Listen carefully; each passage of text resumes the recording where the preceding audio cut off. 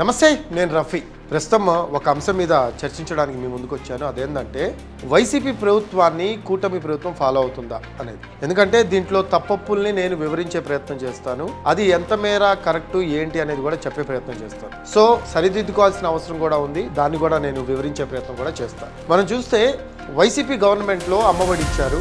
అమ్మఒడి 15,000 రూపాయలు అని చెప్పి చెప్పడం జరిగింది ఇంటికి ఒక్కళ్ళకి. కానీ కూటమి ప్రభుత్వం వచ్చేసరికి ఇంట్లో ప్రతి బిడ్డకు కూడా డబ్బులు ఇస్తాం 15,000 అని చెప్పారు. వైసీపీ ప్రభుత్వం అప్పట్లో 15,000కి 13,000 మాత్రమే ఇచ్చిన పరిస్థితి. టాయిలెట్ కావచ్చు, స్కూల్ ఛార్జెస్ కావచ్చు, దాని కింద 2,000 రూపాయలు తీసేశారు. సేమ్ ఎగ్జాక్ట్గా దానికి సంబంధించి గతంలో లోకేష్ని చాలా మంది ప్రశ్నించిన పరిస్థితి. అంటే లైక్ తను యువగళం పాదయాత్ర చేసేటప్పుడు ఇలా చేస్తూ ఉన్నారు వైసీపీ నేతలు, సో దీన్ని మీరు మార్చాలని చెప్పడం జరిగింది.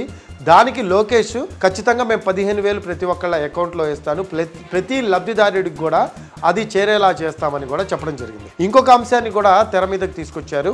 అదేంటంటే 300 యూనిట్ల విద్యుత్ ఎవరైతే వాడారో వాళ్ళకి ఈ పథకం కట్టు, అలాగే 4 చక్రాల వాహనాలు ఎవరైతే వాడుతున్నారో వాళ్ళకి ఈ పథకం కట్టు, అలాగే 12,000 గ్రామాల్లో దగ్గరగా 10,000 రూపాయలు సంపాదన ఎవరికైతే ఉందో వాళ్ళందరికీ కూడా ఈ పథకం కట్టు అని చెప్పేసి చాలా మందికి పథకాల్ని కట్ చేసిన పరిస్థితి. అది లోకేష్ దృష్టికి, చంద్రబాబు నాయుడు దృష్టికి తీసుకెళ్లారు ప్రజలు.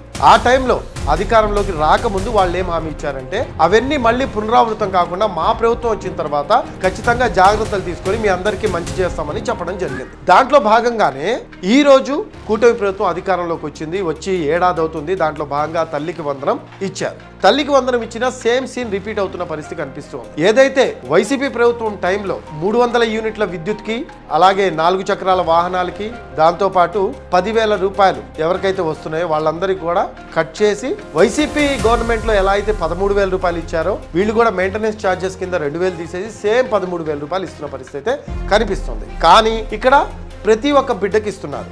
అప్పుడు ఏంటంటే అమ్మఒడి టైంలో జస్ట్ ఒక బిడ్డకే ఇచ్చారు. ఇక్కడికి వచ్చేసరికి ప్రతి బిడ్డకి ఇస్తున్న పరిస్థితి కనిపిస్తుంది. ఇక స్మార్ట్ మీటర్స్ విషయానికి వద్దాము. మంత్రి గొట్టిపాటి రవికుమార్ ఒకటి చెప్తున్నారు. ఆయన ఏమంటున్నారంటే విద్యుత్ బిల్లులు ఎక్కువగా వస్తున్నాయి, సో దీన్ని కట్టడి చేయండి అంటే అదానితో ఒప్పందం ఉంది, అది రద్దు చేసుకోవడానికి కుదరదు అనేది ప్రధానంగా ఆయన చెప్తున్న పరిస్థితి కనిపిస్తుంది. మనం ఇక్కడ ఇంకొక అంశాన్ని కూడా లేవనెత్తాల్సిన అవసరం ఉంది. అదేంటంటే ల్యాండ్ టైటిలింగ్ యాక్ట్, వాలంటీర్స్, సచివాలయం వీటన్నిటినీ రద్దు చేసినప్పుడు ఇదెందుకు కుదరదు? ఇది కూడా కుదరాలి కదా.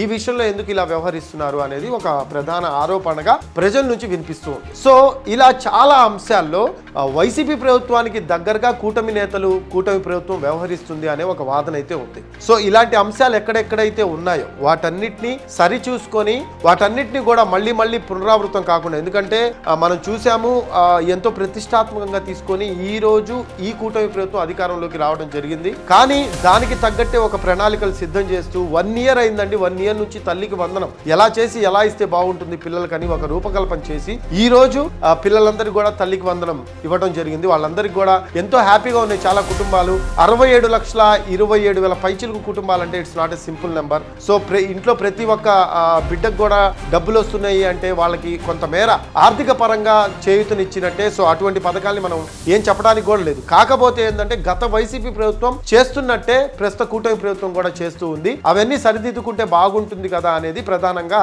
చాలా అంశాల్లో ప్రజలు వాదనలు అయితే వినిపిస్తూ ఉన్నారు.